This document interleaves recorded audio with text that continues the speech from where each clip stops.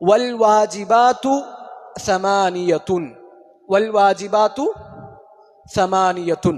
നിസ്കാരത്തിന്റെ വാജിബാത്ത് 8 എണ്ണമാണ്. സമാനിയത്ത് എന്ന് പറഞ്ഞാൽ എത്രയാണ്?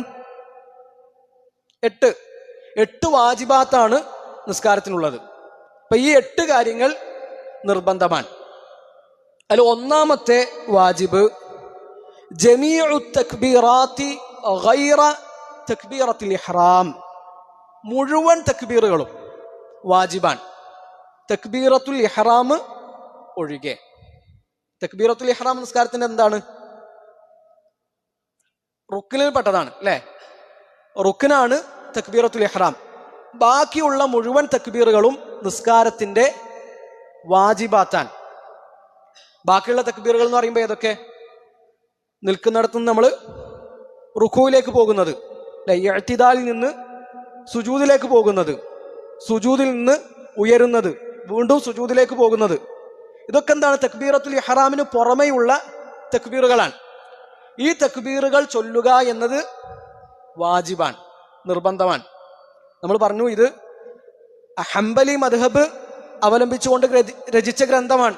ഇമാം അഹ്മദ് ബിൻ ഹംബൽ റഹിമഹുല്ലാഹു തആലയുടെ മദ്ഹബ് ബേസ് ചെയ്തുകൊണ്ട് രചിച്ച ഗ്രന്ഥമാണ്. അപ്പോൾ തക്ബീറത്തുൽ ഇഹ്റാം റുക്നാണ്, ബാക്കിയുള്ള മുഴുവൻ തക്ബീറുകളും വാജിബാൻ. ഈ റുക്നുകൾക്കിടയിലുള്ള തക്ബീറിന് പറയുന്ന പേര് തക്ബീറത്തുൽ ഇന്തിഖാൽ എന്നാണ്. ഒരു റുക്നിൽ നിന്ന് അടുത്ത റുക്നിലേക്ക് പോവുക. ഇന്തിഖാൽ എന്ന് പറഞ്ഞാൽ നീങ്ങി പോവുക, ഒന്നിൽ നിന്ന് അടുത്തതിലേക്ക് പോവുക. ഇപ്പൊ നമ്മൾ റുക്കൂവിലേക്ക് തക്ബീർ ചെല്ലുമ്പോൾ നൃത്തത്തിൽ നമ്മൾ എങ്ങോട്ട് പോവാണ്? റുക്കൂവിലേക്ക് പോവാൻ. ഇഅ്തിദാലിൽ നിന്ന് അല്ലാഹു അക്ബർ എന്ന് പറഞ്ഞാൽ നമ്മൾ സുജൂദിലേക്ക് പോവാൻ. ഇഅ്തിദാൽ ഒരു റുക്നാണ്, സുജൂദ് അടുത്ത റുക്നാണ്. അപ്പൊ ഈ റുക്നുകൾക്കിടയിൽ വരുന്ന തക്ബീറാണ് തക്ബീറത്തുൽ ഇന്തിഖാൽ. തക്ബീറത്തുൽ ഇന്തിഖാൽ ഇത് എപ്പോഴാ ചൊല്ലേണ്ടത്? ഈ റുക്നുകൾക്കിടയിലുള്ള ഗ്യാപ്പിലാണ് ചൊല്ലേണ്ടത്. ആ സമയത്താണ് എന്ത് ചെയ്യേണ്ടത്? ഈ തക്ബീറുകൾ ചൊല്ലേണ്ടത്. നമ്മൾ എന്ത് ചെയ്യുന്ന വെച്ചാൽ ആ റുക്നിൽ പൂർണ്ണമായിട്ട് എത്തിയതിനു ശേഷം തക്ബീർ ചൊല്ലും. ഇപ്പൊ സുജൂദ് ചെയ്യുകയാണെങ്കിൽ നമ്മളെ നെറ്റിയും മൂക്കും കൈയൊക്കെ നിലത്ത് വെച്ചതിന് ശേഷം നമ്മൾ എന്ത് ചെയ്യും? അല്ലാഹു അക്ബർ എന്ന് പറഞ്ഞ് തക്ബീർ ചൊല്ലും. അത് ശരിയല്ല. ശരിക്കും വേണ്ടത് എന്താണ്? ഇഅ്തിദാലിൽ നിന്ന് സുജൂദിലേക്ക് പോകുമ്പോൾ ആ ഒരു ഗ്യാപ്പ് ഉണ്ടല്ലോ, ആ ഗ്യാപ്പിന്റെ സമയത്താണ് ഈ തക്ബീർ ചൊല്ലേണ്ടത്. ഇത് കൂടുതലും കാണാൻ ഇമാമുമാരുടെ നിസ്കാരത്തിലാണ്. ചില ഇമാമുമാർ എന്ത് ചെയ്യും? ഞങ്ങളെ ബാക്കിൽ നിൽക്കുന്ന മഅ്മൂമ് ഞങ്ങളെക്കാളും മുമ്പിൽ എത്തണ്ടെന്ന് വിചാരിച്ചിട്ട്. കാരണം എന്താണ്? ഇമാമിന് മുൻകടക്കാൻ പാടില്ലല്ലോ. ഇമാമ് സുജൂദ് ചെയ്തതിന് ശേഷമല്ലേ മഅ്മൂമ് സുജൂദ് ചെയ്യേണ്ടത്. നമ്മൾ ഇമാമ് അല്ലാ എന്ന് കേൾക്കുമ്പോൾ തന്നെ സുജൂദിൽ എത്തിയിട്ടുണ്ടാവും. അപ്പൊ അത് ഇമാമിന് മുൻകടക്കലാണ്, അതുണ്ടാകാൻ പാടില്ല. അപ്പൊ അത് ഉണ്ടാകാതിരിക്കാൻ വേണ്ടി ചില ഇമാമുമാർ എന്ത് ചെയ്യും? പൂർണ്ണമായിട്ടും സുജൂദിൽ എത്തിയതിന് ശേഷമാണ് അല്ലാഹു അക്ബർ പറയാം.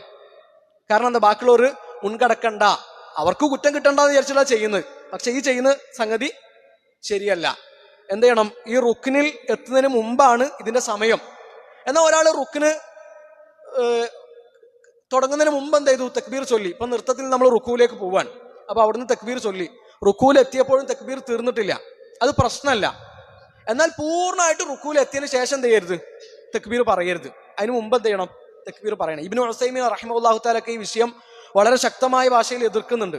ആ ഇമാം ജഹ്ല് മുറക്കബാൻ, അയാൾക്ക് അറിവില്ലായ്മയുണ്ട്, ആ അറിയില്ല എന്നുള്ള കാര്യം അയാൾക്ക് അറിയില്ല എന്നൊക്കെ പറഞ്ഞിട്ട് ഇമാം ഇബ്നു ഉസൈമീൻ റഹിമഹുല്ലാഹു തആല ശക്തമായ ഭാഷയിൽ ഈ കാര്യം എതിർക്കുന്നുണ്ട്. അപ്പൊ ഈ ഒരു വിഷയം നമ്മൾ പ്രത്യേകം ശ്രദ്ധിക്കുക.